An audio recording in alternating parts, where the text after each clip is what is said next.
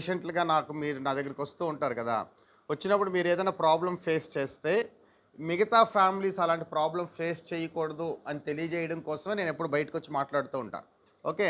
So, ఏంటి problem అంటే, మీ అందరికి కూడాను విషయం తెలుసు. ఒకసారి కడుపులో బేబీ పెరుగుతూ ఉంటుండగా, దురదృష్టవశాత్తు డెలివరీ నొప్పులంటూ వచ్చేస్తే 28 వారాలు, 28 వారాలు అంటే ఏడో నెల పూర్తయిపోయినంత వరకు అనుకోని పరిస్థితిలో డెలివరీ నొప్పులొచ్చి, అనుకోని పరిస్థితిలో నేను ఆపరేషన్ చేసినా కూడా బేబీ బ్రతికే అవకాశాలు చాలా తక్కువ. 28 వారం బ్రతకొచ్చుగాక, గానీ అవకాశాలు తక్కువ. కానీ 28వ వారం నుంచి దురదృష్టవశాత్తు డెలివరీ చేయాల్సొచ్చినా, కవల పిల్లలు, నొప్పులొచ్చేసినా, లేదు సడెన్‌గా బీపీ పెరిగిపోయినా, లేదు సడెన్‌గా బ్లీడింగ్ అయిపోయినా, ఏదన్నా వచ్చిందనుకోండి, ఫిట్స్ వచ్చినా, ఏదైనా అనుకోని పరిస్థితుల్లో డెలివరీ చేయాల్సి వస్తే 28 వారాల తర్వాత మీ బేబీ బ్రతికే అవకాశాలుంటాయి. ఎందుకు? ప్రెజెంట్ ఉన్న ఎన్ఐసీయూ అంటే చిన్నపిల్లల డాక్టర్ గారు ఏదైతే ట్రీట్మెంట్ ఇస్తారో నియోనేటల్ ఇంటెన్సివ్ కేర్ ట్రీట్మెంట్ అంటే పుట్టిన వెంటనే నవజాత శిశువు పుట్టిన వెంటనే బేబీకి కేర్ ఇచ్చేదాన్ని ఎన్ఐసీయూ అంటారు.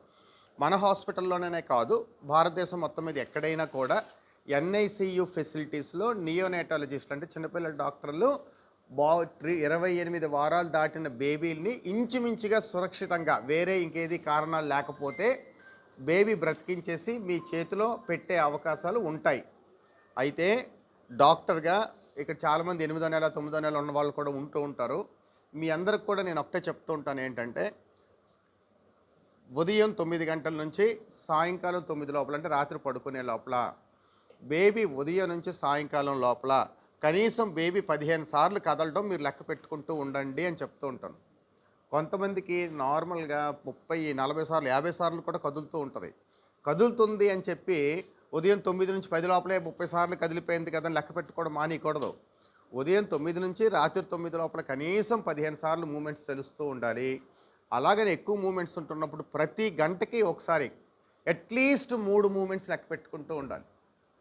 ఒక్కోసారి మూవ్‌మెంట్ తక్కువలాగా ఉందనుకోండి, ఎడమ చేతి వైపు పడుకొని ఒక కాఫీయో, టీయో లేకపోతే మంచినీళ్ళో, వేడి నీళ్ళో ఏదో తాగి లేదా ఒక తిని ఫ్రూటో, స్వీటో లేకపోతే టిఫినో ఏదో ఒకటి తింటే ఎడమ చేతి వైపు తిరిగి పడుకొని మీ 2 చేతులు ఇలా పొట్ట మీద పెట్టుకొని చూస్తూ ఉంటే మీకు మూవ్‌మెంట్ తెలుస్తూ ఉంటాయి. మళ్ళీ మళ్ళీ చెప్తున్నాను. మీ మూవ్‌మెంట్ మీరు ప్రతిసారి నేను డాక్టర్‌గా వారం రోజులకో, 10 రోజులకో మిమ్మల్ని రమ్మంటూ ఉంటాను. కానీ ఇంటి దగ్గర మీ మూవ్‌మెంట్స్‌ని మీరు ఎవరు చూసుకోవాలి? మీకు మీరే చూసుకోవాలి. అందుకు స్కానింగ్ అంటే ఏంటి? మీరు నా దగ్గరికి వచ్చినప్పుడు నేను స్కాన్ చేసి బేబీ కదులుతుందో లేదో చూస్తూ ఉంటాను. మీకు మీరుగా పొట్ట మీద ఇలా చెయ్యేసుకొని, లేదు ఒక పక్కకు తిరిగి పడుకొని, మీ మూవ్‌మెంట్‌ని మీరు అబ్జర్వ్ చేస్తూ ఉంటే, మీ స్కాన్ మీరే కంటిన్యూయస్‌గా చేసుకుంటున్నట్టు ఈ 2 వేలుతో, ఈ 2 చేతులతో, పామ్స్‌తో. అర్థమైంది కదా! So, such an important thing is baby movements. చాలామంది పేషెంట్స్ చెప్తుంటారు. ఇన్ని చెప్తూ ఉంటాను నేను పేషెంట్లకి. మూవ్‌మెంట్స్ సరిగ్గా లేకపోతే వెంటనే హాస్పిటల్‌కి రండి అని. మూవ్‌మెంట్ లేదు, ఒక పక్కన పడుకున్నారు, ఎడమ చేతి వైపు తిరిగి పడుకున్నారు, ఏదో తిన్నారు, కాఫీ తాగారు, టిఫిన్ చేశారు, మళ్ళీ మూవ్‌మెంట్ చూసుకున్నారు, మళ్ళీ మీకు మూవ్‌మెంట్ తెలియలేదు, అర్జెంట్‌గా హాస్పిటల్‌కి 24/7 ఏ అర్ధరాత్రి 1 గంట, 2 వచ్చినా తప్పు పేమెంట్స్ అంత ఇంపార్టెంట్. నిన్న ఒక పేషెంట్ వచ్చింది నిన్న రాత్రి. ఏమని చెప్పింది? ఉదయం నుంచి పొట్టేమో బేబీ ఒక పక్కకి వెళ్ళిపోయి గట్టిగా ఉన్నట్టుంది సార్ అని. ఎన్ని గంటలకు అనిపించింది? ఉదయం 9కి. అయితే ఉదయం 9కి అనిపించిన తర్వాత నీకేమైనా మూవ్‌మెంట్స్ తెలిసాయా అంటే, అంటే ఏదో అనిపిస్తుంది సార్ అని అంటుంది.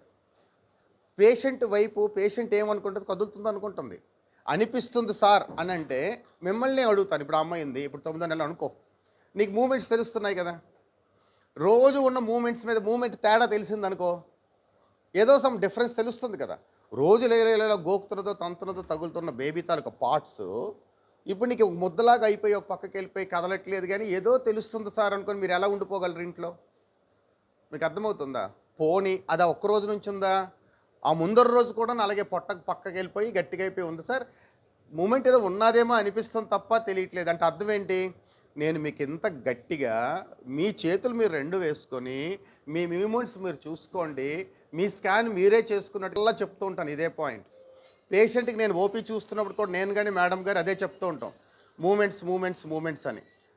8వ నెల వరకు దేవుడి దయ వల్ల ఏదో బేబీ అలా బ్రతికేస్తూ ఉంటది.